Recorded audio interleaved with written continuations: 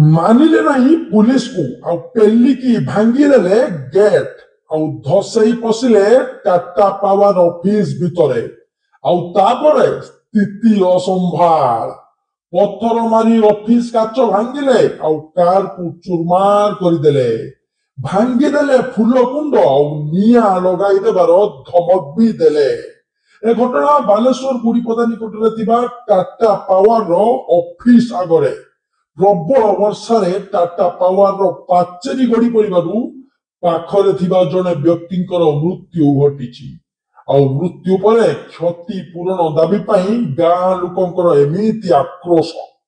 ଦୁର୍ବଳ ପାଚେରୀ ଗଢ଼ି ଟଙ୍କା ହରିଲୁଟ କରି ନେଇଥିଲା ଠିକାଦାର। ଆଉ ପାଚେରୀ ପଡ଼ିଯିବା ପରେ ନିରୀହ ଲୋକଙ୍କର ମୃତ୍ୟୁ ଘଟିଛି। ଆଦିବାସୀ ଲୋକେ ରାଗ ତନ୍ତମ ହୋଇ ମାଡ଼ିଗଲେ ଅଫିସ ଭିତରକୁ। ଆଉ ଅଫିସ ଭିତରେ ପଶି ଟାଟା ପାୱାରର ଅଧିକାରୀଙ୍କୁ ଦେଲେ ସିଧାସଳଖ ଧମକ।